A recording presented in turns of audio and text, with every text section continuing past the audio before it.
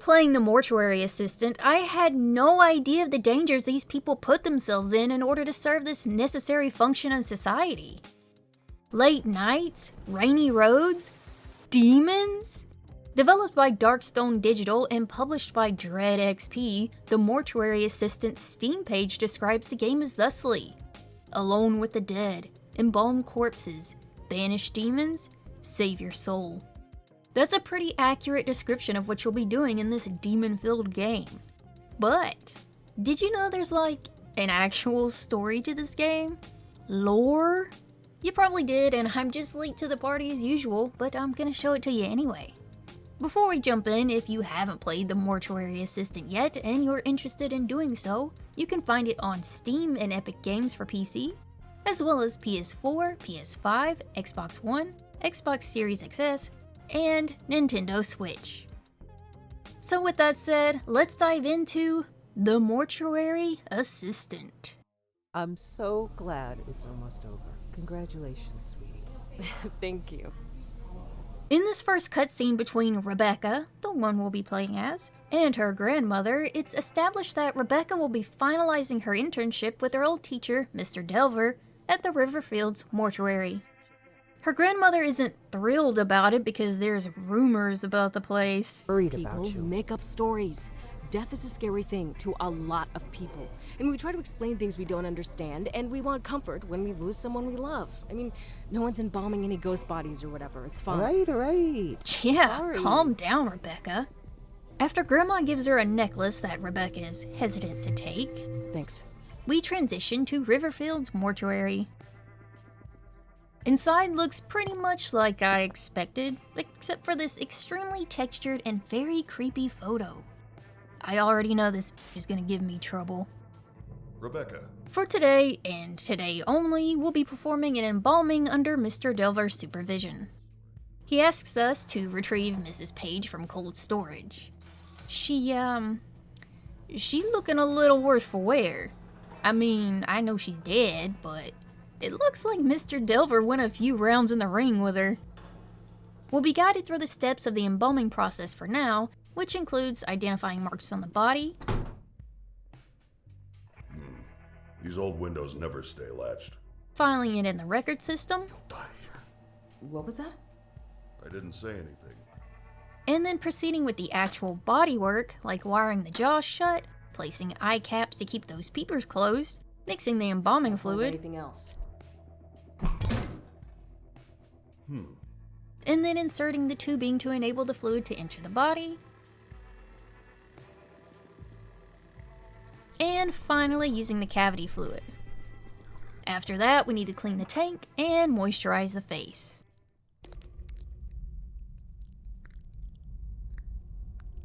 Tell you what, What?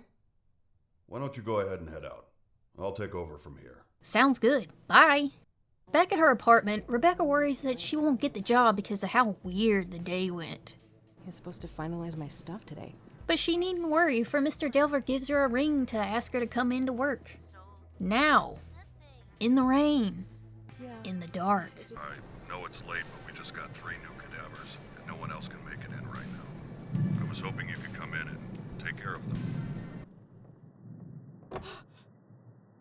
I knew this was a bad idea. Hi, Rebecca. Mr. Delver, I need help. Someone's outside the mortuary. Just try to stay calm. I know you're scared. I'll unlock the door in a moment. What? This is very sudden, but listen to me. We have to start right away. So, Mr. Delver's locked Rebecca in here for her own good. Rebecca does not find this funny in the least. All right, listen carefully. Look, I'm sorry, but this entire thing is extremely unprofessional. If this is how you treat new hires, I don't think I can work for you. This isn't funny. According to Mr. Delver, the only way to save herself is to banish the demon before she's too far gone. To do that, you will need to learn the demon's name, bind it to its chosen body, and burn it in the retort. So yeah, this isn't gonna be your ordinary embalming. Or maybe it is, I don't know, I've never embalmed a body before. If there are any morticians out there, let me know if demons are a regular work hazard. Anywho, there are 3 cassette tapes we can listen to that inform us more than that phone call just did. Thankfully. We'll check those out when we need them, but for now, let's just get to work. Let's start with you. Let me just get those doors. Alright, so just like the training taught us, we start with identifying the marks.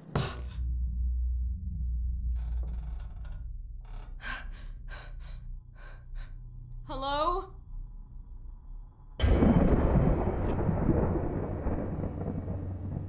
Nope. New job. I'm getting out of here. That would be my reaction too. Unfortunately, she can't leave that easily.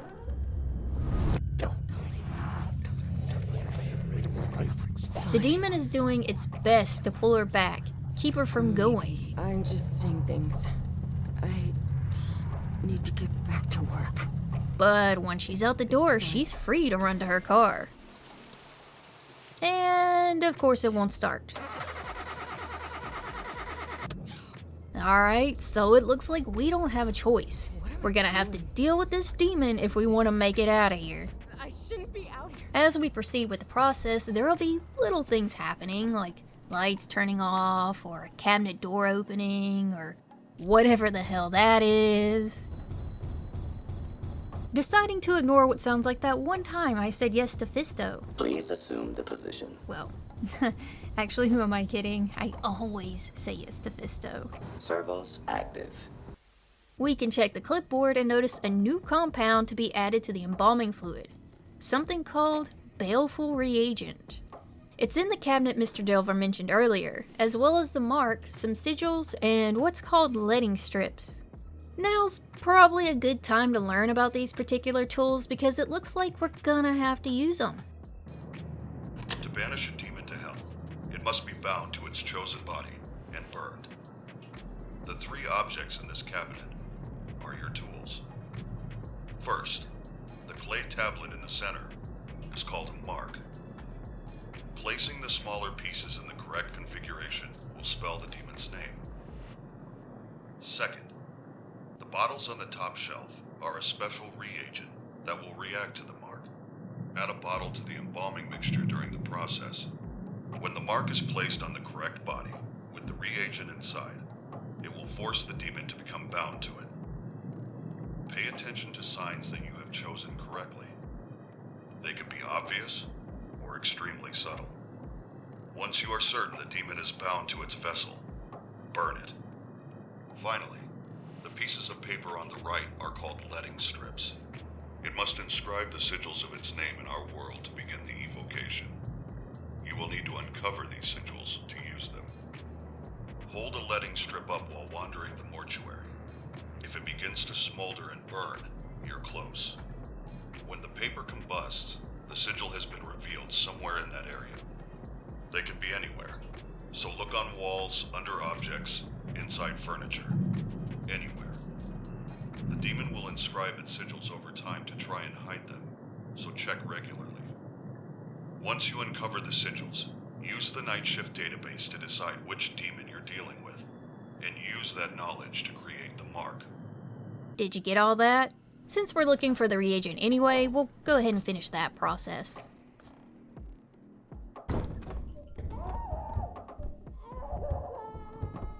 Along with the tools used to find, bind, and banish, there's also something called the Night Shift Database. You can find a decent amount of info on here, both informative and useful. Out of these 4 subsections, sigils of demonic names will be used most often. It's how we'll figure out the house and name of the demon trying to possess Rebecca. Like Delver said, the letting strips will reveal the sigils. The first one can be revealed right away, but the others will be a waiting game. You'll have to check around from time to time to find them. Hang on a second. Hello? Hello, Rebecca? Rebecca? What the? Ahem. But identifying the demon is only half the job. We also need to figure out which body is housing the demon. Choosing either of these wrong leads to,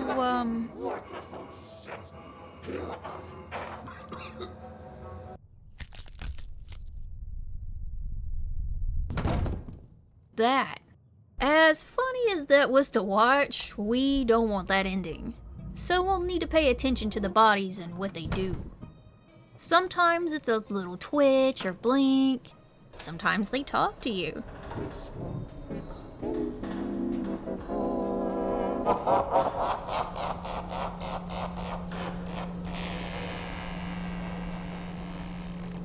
And sometimes they like to do yoga on the table. I think they call this the bridge pose. Company of sin. My coming shall herald glorious sorrow. I will claim the flesh of man for my own. 3 houses and halls of hell. 2 for the peace and glory of my house. 1 to offer tribulation. I have come. However, one of the best indicators of a possessed body is when they get up and go for a stroll. There are, of course, many, many more indicators of possession, but like Mr. Delver said, the demon will make other bodies show signs as well, and that can sometimes get a little tricky when more than one body is really active. For this first shift, it's not very difficult to figure out which one it is. But after this, like I said, it gets a little more difficult. Some indicators are more reliable than others. Aside from the body getting up and moving on its own, smiling is another decent indicator, though it is not 100% reliable. Their freezer door slamming and their body popping out of it are also pretty good indicators. Sometimes new markings on the body appear, but I've only seen 2 types appear during the 9 shifts I've done so far, though I know there are more. These slashes are not reliable. Both times I saw them, they were not on the possessed body. And the one time I saw this, it was the right body, but I only saw it once, so maybe one of you could tell me if that's a surefire sign of the right body or not. Fret not though, there is something we can do to help narrow down our search. Raymond didn't mention it on his tapes or the database, but if we go snooping through the drawers, we can find excerpts from the Book of Typhon, and reading through it, particularly this last section, mentions ash and fire revealing the demon house on the human body. Typhon held the charred remains of Darad and walked among his disciples, spreading his ash upon their flesh. Setting the reeds in his hand ablaze, he said unto Onaran, See now that all are marked in the glory of Satan. Onaran beheld a flash of light upon the skin of each disciple as Typhon passed, and from it he saw a mark burned deep into their flesh. 1 of 3 for the houses of hell, for we all are destined to serve his higher purpose. And Typhon extended the ashes of Darad to the hands of Onaran and said, Bear the forgotten flesh upon your own, ignite its sin, and accept the true God. If we continue to snoop, we can find a cremation bag in the cold storage room, which we can fill with ashes from the retort, and 1 match can be found on the little table in the reception area. Using the ashes and match on the body will reveal the house of the demon. And yes, I did say 1 match, so we can only do this 1 time per shift. So you really only want to use it when you've figured out which house the demon's from. Why? According to the Book of Typhon, all bodies are branded with a demonic house. So no, you also can't just use the ashes and speedrun the shift. You'll want to have a pretty good idea of which house the demon is from first, and then if the body you've chosen has the symbol that matches it, you got the right body. You're wrong, you know. If not, well, you just narrowed down your choice at least. Speaking of house demons, or demon houses rather, aside from using the process of elimination via discovering all the sigils, we can also use the notepad to figure out which one it is. However, this one depends on your possession level. Raymond wasn't kidding when he said the demon was steadily weakening you for possession. You'll need to be pretty close to this possession for the house to be revealed this way. Possession level doesn't follow a strict timer. I'm not sure exactly how much time you start with, but it's plenty. However, as the timer is constantly ticking down, as in you are slowly becoming more susceptible to possession, witnessing hauntings will reduce it faster, which makes sense because it's further deteriorating your defenses against the demon. You'll know when you're getting close because the hauntings will happen very frequently and you'll hear, a musical warning. Once you're sure you've got the right demon and the right body, we'll need to burn it. Place the mark on the body and wheel it to the retort. If you got it right, you'll get this cutscene. There you are. Good. Is it over? It's never over. But you survived. And that's pretty much the game loop. However, there's more to this game than just the gameplay mechanics. There's lore. But in order to uncover that lore, we'll have to complete several different endings, particularly endings number 4, 5, and 6. To get these endings, you gotta put in a little bit of work. Let's check out ending number 4 first. To get to ending number 4, we'll need to grab the old key from the bottom personal effects drawer and put in the correct number sequence for this keypad in one of the cabinets. How do we get that code? That depends entirely on two, events to happen. One of them being the woman in the bathroom. She'll point towards a picture on the mirror that has the year 1970 on it. That's part of the code. The last 2 digits will be shown during the blood bucket event.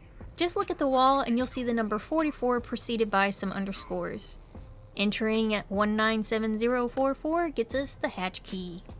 This hatch key opens the outside door to the basement, and the old key opens the door to the right where we'll find... I'm about to kill you. Help me. Get me the fuck out of here. So, it looks like this one got possessed, and Mr. Delver locked her up down here. And, I mean, he's obviously using her blood for something. Is Raymond here? Do you see what he's doing? Who could do this to someone? I think you should let me out. The letters in here tell us that the woman's name was Valerie, and she was just another in a long line of possessed assistants and coworkers he's had to deal with. However, she's the only one he's kept locked up down here.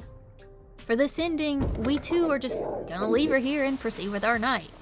Once we burn the right body and demon, we'll get a new ending scene.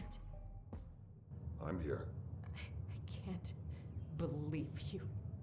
What you've been doing is monstrous. I've said already that I've had to accept everything about myself. Just like you do. This is a necessary evil. It's sick. She's down there right now, just suffering for no reason. So yeah, the possessed Valerie's blood is what's used to make the reagent, which is necessary for combating the demons. Rebecca is appalled by his actions, and I suppose that's a fair take. But Raymond isn't doing this for shits and gigs. He's doing it to survive. She's helping me survive. She's helping us survive. And when it comes down to it, could you allow yourself to become a demon's plaything in order to save another soul? Maybe, but think about this. Would you damn one person to what could feel like an eternity in hell in order to save the lives of many more? It's food for thought. I searched for years to find a way to reverse it. All I found was the way to prevent more. Isn't that better than nothing? I've killed them all, Rebecca. It was the only thing I could do. So yes, I am a monster. But this one horrible thing has prevented me from having to take any more life. And I would choose that again and again. Ending 5 is what I consider the good ending. This one revolves around Rebecca's personal story. However, to get the full context of this ending, it's better to have seen all or most of the events that have to do with her personal life and past. You should have died when you had the chance. All of these events seem to deal with her past heroin addiction and her dad. You did this to me. It's all your fault. Though there is one that features her mother, whom died an addict, and much to Rebecca's Hate me all you chagrin, want. she was following in her mom's footsteps. He's dead because of you. Her father, too, suffered from addiction, but he did manage to sober himself up long enough to earn that 5-year sobriety coin. Unfortunately, it seems he lost his life, and Rebecca blames herself for it. On that night, she'd gone down to the beach to party with her friends. By the time her dad found her, she was suffering from an overdose. When hailing the police, he trips and falls. It was an accident, but Rebecca still holds so much guilt over it. This girl's definitely been through it. She's been fighting her own demons for a long time. Maybe that's why she survived where others have failed. So, if we want that good ending, we'll need to grab both her and her dad's sobriety chips and his necklace from her apartment, which will later be found in her personal effects drawer. Love you, Dad. You're gonna want to keep these in your inventory. I believe there are two ways you can go about this, either by placing one of the sobriety coins in the hanging Rebecca's palm whenever her event pops, or, how I did it, by placing Dad's necklace on him during this event. Again, proceed as normal, and this time, Rebecca will get to see her dad. Dad? I'm here. It's alright. You're safe. Oh my god, Dad. Hey, sweetie, it's alright. I ruined everything. No. My little girl, don't do this to yourself. You've suffered enough.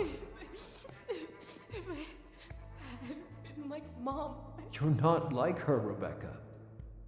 Your mother, she gave up on life long before she died. What happened to me was the result of choices you should have never been exposed to. You changed your life, and I'm so proud of you. You changed too. Not before I hurt you.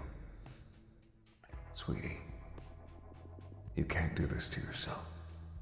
Don't remember me like this. I don't want to forget you. If you relive that night over and over, you'll only remember pain. The best of me is in you, sweetie. I'm with you forever. I just miss you so much. Every day I don't know where to go without you. Shh, I know it's hard. But you know where to go. You've already found it. Souls are suffering, Rebecca. But you can help them. You can bring comfort and closure to the living, and let the dead rest. Let the dead rest, Rebecca. I love you. Dad. I'm glad Rebecca finally got some sense of closure. But the sixth ending is the most interesting overall. To get this ending, we'll have to do everything we did to get ending number 4, except this time, we're gonna get into that other room. That requires using this hammer on the door, then grabbing a fuse from the desk in reception and placing it in the fuse box in the bathroom. This will power the door, enabling us to open it. Finally. Inside is a set of bolt cutters we can use on the lock, but before doing that, there's more tidbits of information in this room. For one, there's a Bible with an unknown symbol burned on the back. It seems to be another house sigil, as according to this letter, there are 4 houses, 3 that serve under 1. There's also a recording of a failed exorcism performed on someone close to Raymond. Let me out, Raymond. You've taken enough from me. Burn in hell. She already is. Good. What? Today is the day of this soul's redemption. First glory Glory and and prince of the the heavenly army. Saint Michael the Archangel. Defend us in our battle against principalities and powers. Against the rulers of this world of darkness. Oh, Raymond. I thought you were smarter than In that. the name of Jesus Christ of Nazareth, bring the powers assigned to this world to surface. Say that. Who may feel thirsty?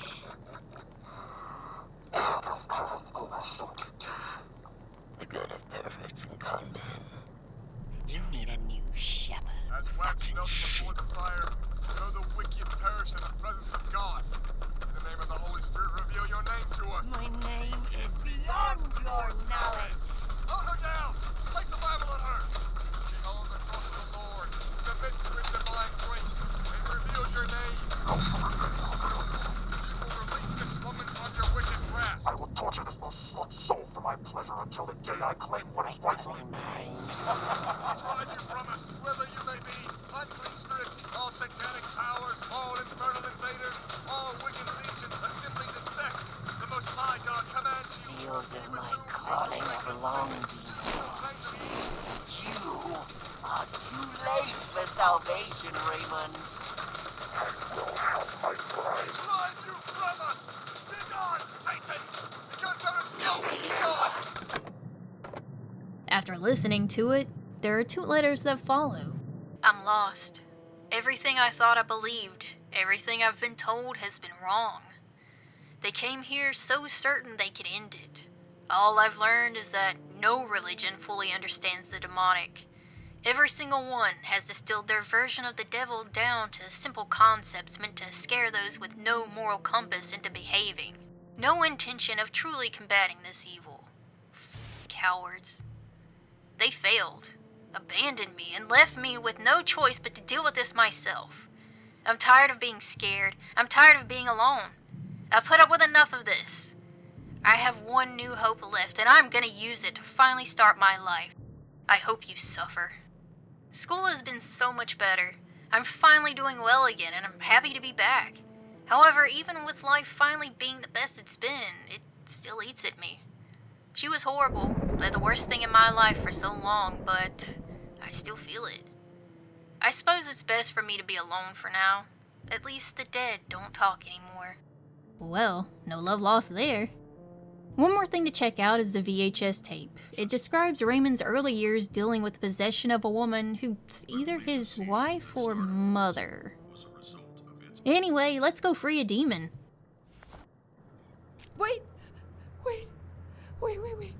Oh right, we'll need to burn the mark first. Easy enough. As usual, we proceed with our duty of discovering the right body, but this time, we're not going to worry about finding the right demon, because we'll be placing Valerie's mark on the body instead. After the burning sequence, we'll wake up on the floor and run back down to the basement and free Demon Valerie. Let's get out of here. Thank you.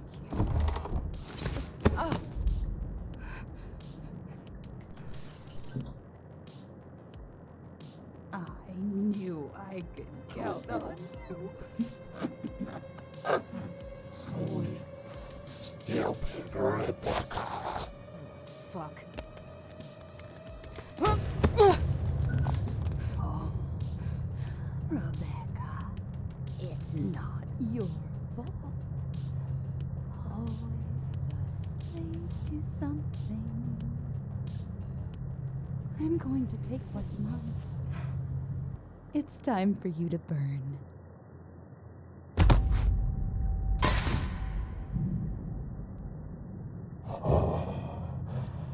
I waited so long. Look at this people's efforts. Red, weak, lifeless. But this body is no longer mine. I have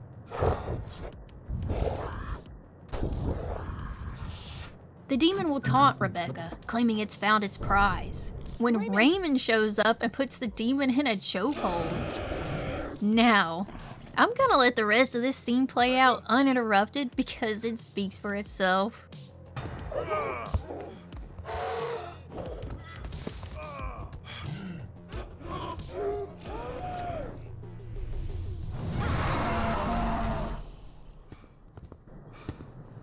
Are you all right? What is this? What the fuck is happening? Another time. You're safe for now. I'm sorry, she's gone. I thought I could help.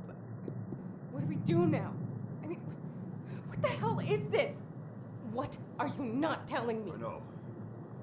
There is a lot here. We'll figure it out. But right now, I need you to go What? home. Look, I deal with this shit too, Raymond. My life is in danger too. I deserve to know what the hell is going on. There are some things that are safer if you aren't aware. Bullshit. I don't trust you. You think I don't know you'd lock me up just like Valerie if you had the chance? No. I'm here because I have no choice. My life is in danger every single night with no end in sight, and you're still not telling me everything. I will find out what you're fucking hiding from me. Rebecca.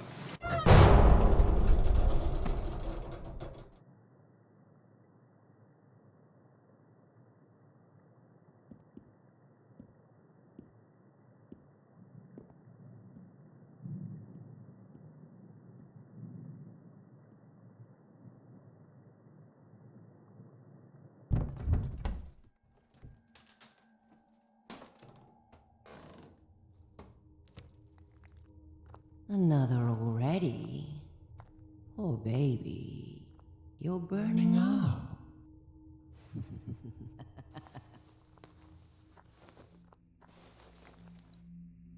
Backup after backup. You're such a prepared little boy. But it doesn't matter.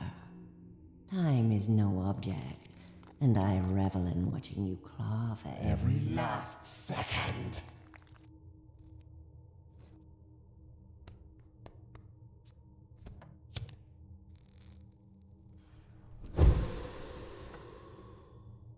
It won't last forever, Raymond. It'll last long enough.